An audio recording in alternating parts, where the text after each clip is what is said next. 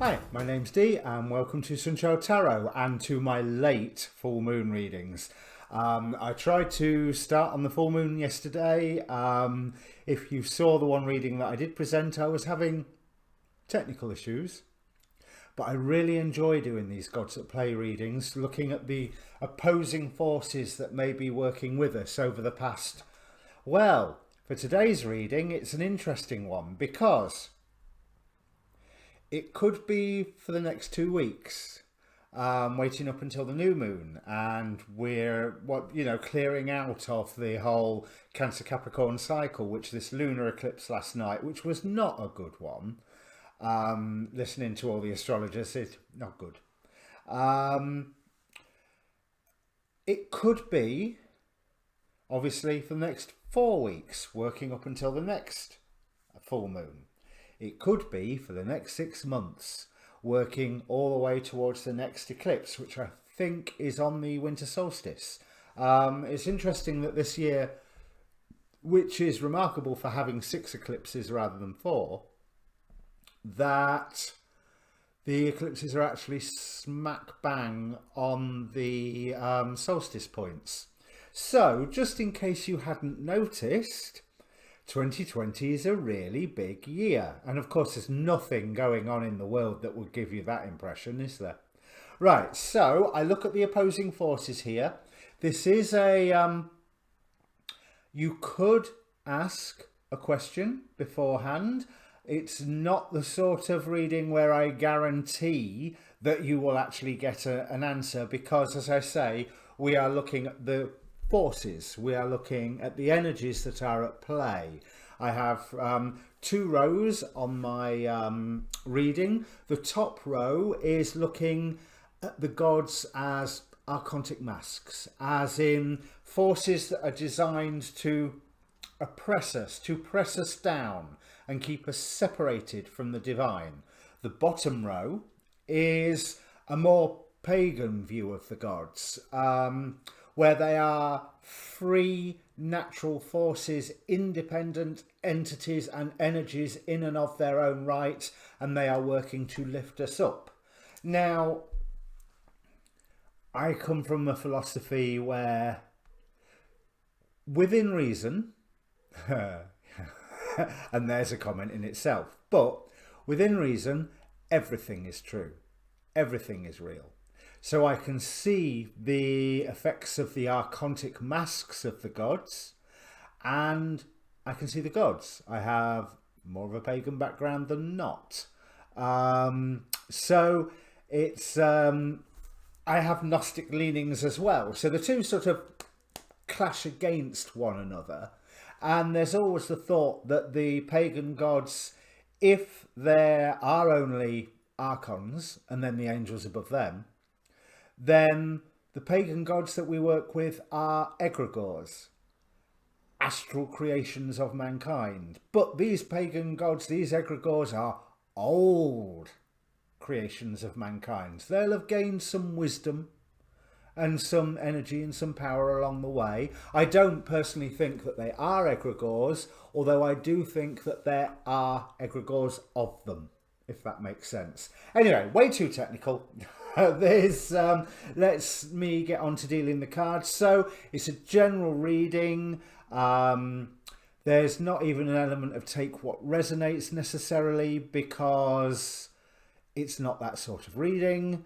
You can have a look at the energies and then observe to see whether they're at play or not in your life, and you're not necessarily going to know while watching the reading right now.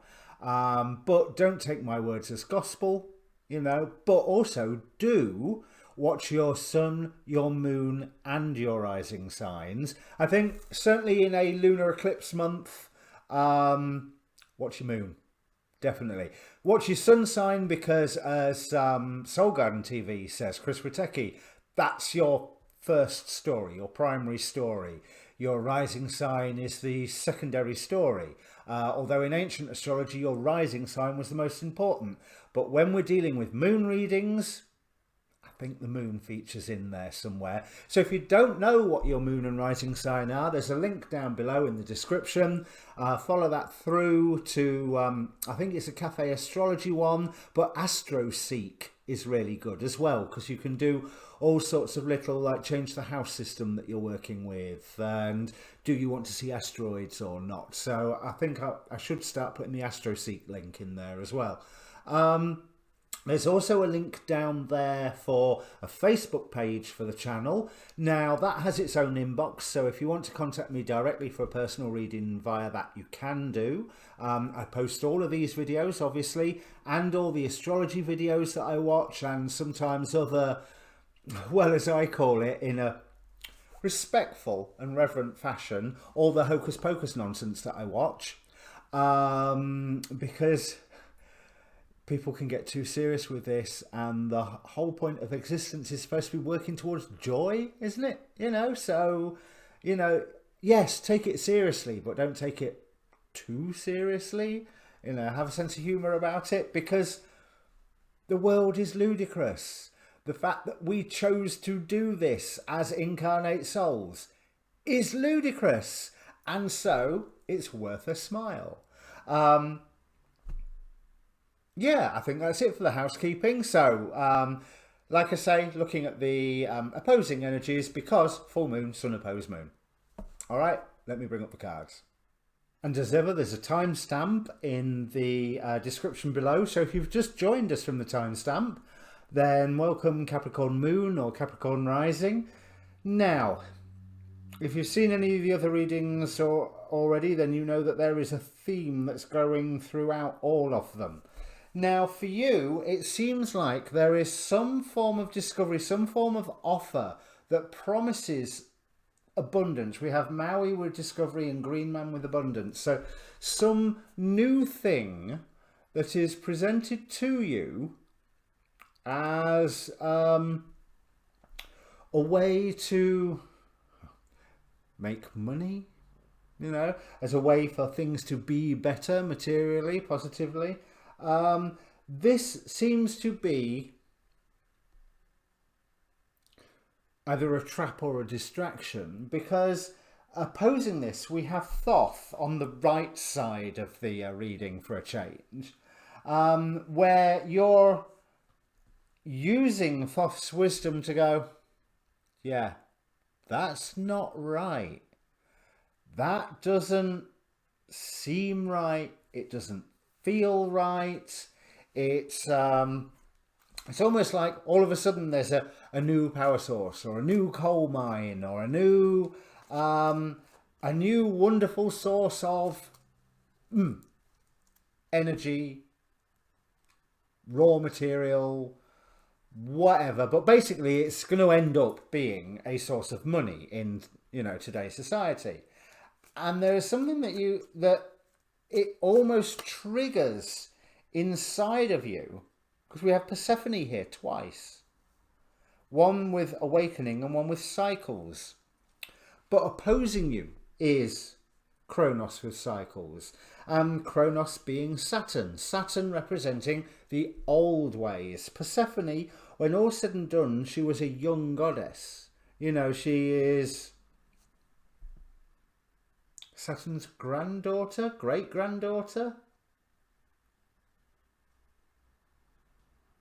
Granddaughter, I think, because she's Ceres or Demeter's daughter, who is a sister of Zeus. I think she was one of the children that Kronos swallowed.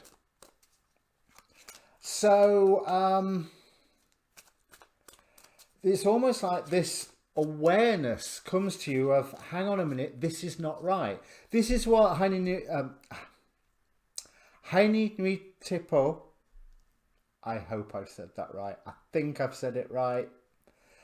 There's no way writing down in letters that you can correct me if I've got it wrong, unless you can direct me to one of those pronunciation pages where you press the button and listen to a native speaker say it. But Haini Nui Tipo talks of walking away from a situation that you do not trust. Because, again, we've got Boudica with unity. And I say again, as in compared to the other readings. Obviously, you're number 10. But there's that sense of everybody being on board for it. This is what we need to be doing. This is how we need to go forward. And it just feels icky. There is not one reading so far where that sense of unity, of people coming together, has been on the bottom row, the uplifting row, where the true pagan gods or the true gods are lifting us up towards the divine, rather than these archontic masks that are pushing us down. And it's been even more honest here. Hell with concealment. Hell being the Norse death goddess. So it's bringing change, but it's lying about what the change is. And it's saying that this is how it's supposed to be. But whatever option is coming to you, I would say it's making somebody else money, not you. So, on a most mundane level, mundane as in terms of magical and mundane, not mundane astrology. But on a mundane level, magically, you know, a day-to-day ordinary level, don't get involved in pyramid sellings. Don't click on those adverts on YouTube saying, take my workshop and you can start an online business on Amazon, blah, blah, blah, blah.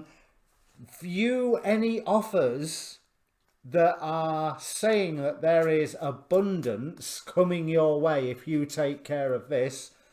View that carefully and just don't do it. Simple as that. Don't do it. You have an innate sense that cannot be stopped. We have Freya here with irresistibility. And I'm going to throw some tarot to give Freya a little bit more context. But interestingly, you are the second or third sign to have the Trojan horse appear as trickery being one of the forces on your side, because someone's lying to you. Someone is hiding changes from you that they are wanting to make, and that by exploiting this discovery, this abundance, they are able to enact these changes. Someone's hiding something from you there. But they're not the only one that can do that. And that's what this Trojan horse is telling me here. I've yet to figure out quite what I didn't fully get it on the last reading, to be quite honest. Right, what we got? The Emperor, right. So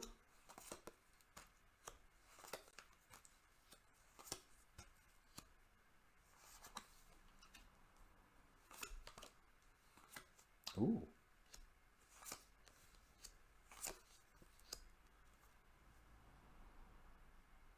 Right, okay. So this new discovery, this, you know, if it's a job offer, yeah, I'd think really carefully about taking it. If it's any form of business that is offered to you rather than one you have come up with yourself,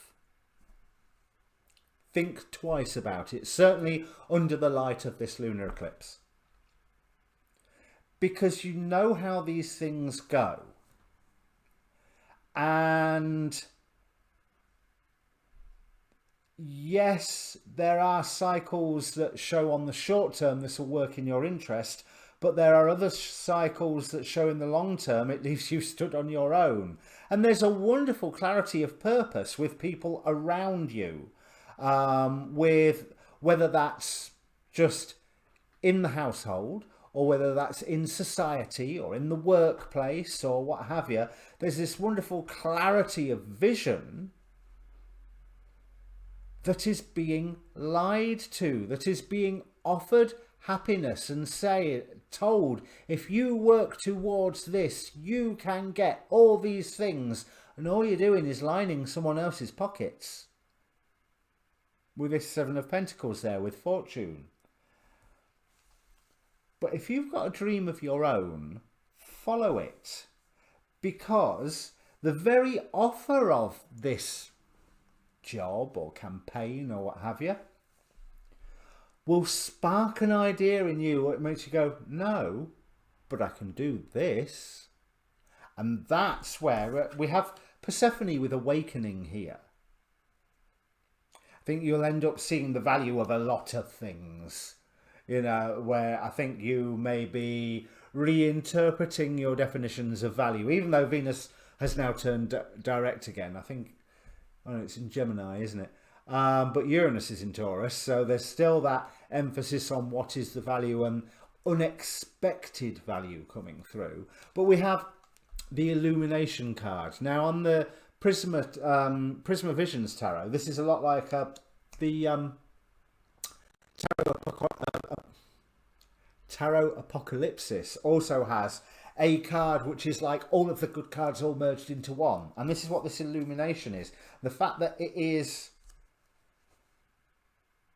clarifying Persephone with Awakening on card number 29 reduces to an 11 Twin Pillars of Wisdom, but 2, the 2 Pillars of Wisdom, and 9 Rebirth. There's a rebirth here, but that rebirth comes from you refusing what looks like on paper a really good offer. But you need to say no, because you've got that inner sense of, no, I'm going to get screwed with this, and there is no reason for you to get screwed. You may indeed have to tell a few white lies so that you don't get drawn into this madcap scheme. But at the point that you say no, you are very, very nearly there and creating that rebirth to that whole new awakening to yourself. Now, with all of this, from the Oracle of Heaven and Hell, we've got Nochael with desire for knowledge. So with all of this, you need to research more.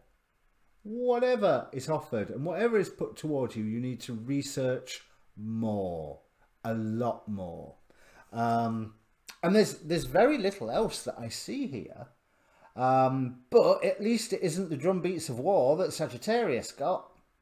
But of course, these Gods at Play readings are quite dramatic, because that's the very nature. We are dealing with gods and god cards here. So, you know, all of these, it's quite possible that you can scale this down to a more ordinary life. But I think it was last full moon or the full moon before, I was telling everybody to ignore the common wisdom and beware what you're being told, and that you're being lied to, and you need to rise up. And afterwards, when I was editing them, I was thinking, crap, am I telling everybody to rebel against the lockdown orders? Am I telling everybody to rebel against wearing masks and not taking safe precautions that the governments are trying to put into place to stop the spread of the virus? And then not shortly after that, George Floyd was killed. So there's certainly some form of big public event coming up that people are going to get very passionate about, and it's a bandwagon to be avoided. But on your terms, it seems far more financial, you know, far more to do with the money, the bread and butter. But I am still saying, just say no. Right, so if this means anything to you, Capricorn, if you dare, comment down below. Obviously, like, share, subscribe. I don't know what your next readings will be, because time's been a bit pressing recently and it's been a bit chaotic. I don't know whether it's the eclipses or the Mercury retrograde, or, you know, I've had 3 days to film where the tech won't work, and then I've had days where I just haven't been able to film because there's not the time. So there will be new readings soon. The next ones that will come out are probably going to be my Chinese zodiac ones, which will be appended onto the playlist that is down below for the July Western zodiac readings. All right, see you later. Cheers.